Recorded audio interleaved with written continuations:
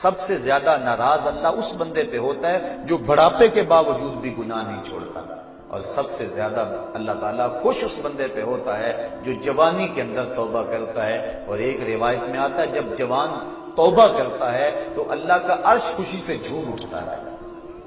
اور ایک روایت کے لفظ ہیں وَشَابٌ نَشَأَ فِي عِبَادَةِ اللَّهِ، وہ جوان جس کی جوانی اللہ کی عبادت میں گزرے۔ فرمایا کل قیامت کے دن جب کوئی سایہ نہیں ہوگا، اللہ اس شخص کو اپنے عرش کا ٹھنڈا سایہ نصیب فرمائے گا۔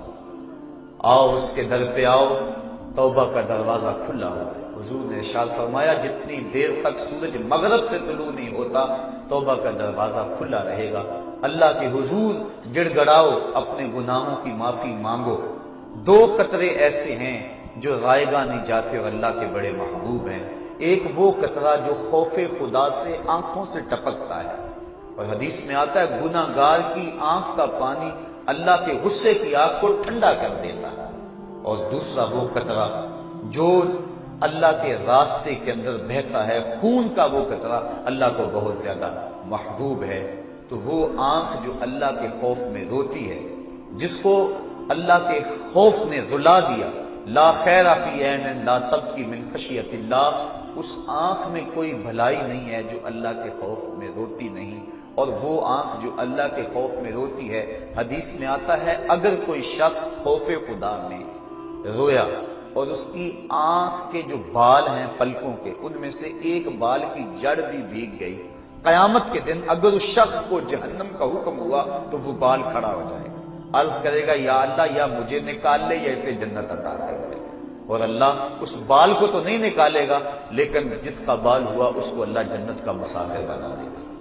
اور ایک حدیث میں آتا ہے جس شخص کی آنکھوں سے خوف خدا کی وجہ سے مکھی کے سر کے برابر پانی نکل آیا، اللہ اس کو قیامت کے دن بخش دے گا، اس کی مغفرت فرما دے گا۔ تو اس کی یاد میں رو کر توبہ کرنا، اپنے گناہوں پر ندامت ہو اور پھر آنکھوں سے آنسو چھلک پڑے تو اللہ کو وہ بندہ بڑا ہی پسند آتا ہے۔ رونے والی آنکھ کو اللہ بہت زیادہ پسند کرتا ہے۔ میرے بزرگ فرمایا کرتے ہیں کہ ایک بزرگ تھے پرانے دور میں، ان کی طبیعت کے اندر سخا کوٹ کوٹ کے بھری تھی، اور آدھا فقر خدمت خلق اور سخاوت ہے۔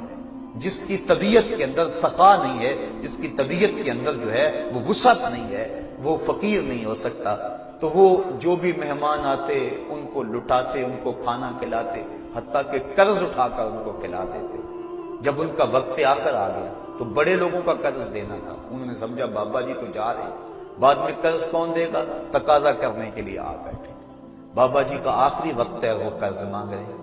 بابا جی کو یہ فکر ہے کہ یہ میرے مہمان آئے ہیں اور میرے پاس کھلانے کے لیے کچھ نہیں۔ ایک چھوٹا سا بچہ تھالی کے اندر کوئی چیز رکھ کے بیچ رہا تھا، آواز دی اور گزرنے لگا۔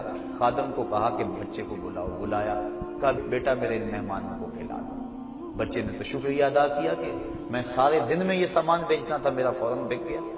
اس نے سارا سامان کھلا دیا اور بابا جی سے کہا کہ پیسے، انہوں نے کہا بیٹھ جاؤ۔ بیٹا بیٹھ گیا۔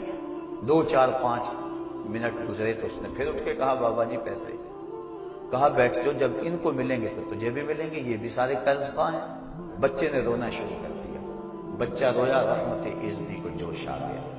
کوئی بندہ سیلی لے کر اشرفیوں کی بزرگوں کے پاس نذرانہ لیے حاضر ہوا، انہوں نے سب کا قرض ادا کر دیا، بچے کو بھی دے دیا۔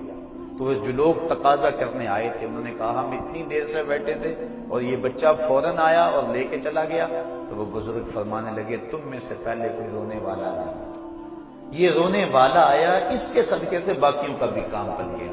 تو جب بندہ اس کے حضور اپنے گناہوں کی معافی مانگتا ہے، اللہ تعالیٰ جل شانہ اس کی آنکھ سے ٹپکتے ہوئے آنسو کا صدقہ، آنسو کا قطرہ زمین پر بعد میں گرتا ہے، اللہ بندے کے گناہوں کو پہلے بخش دے۔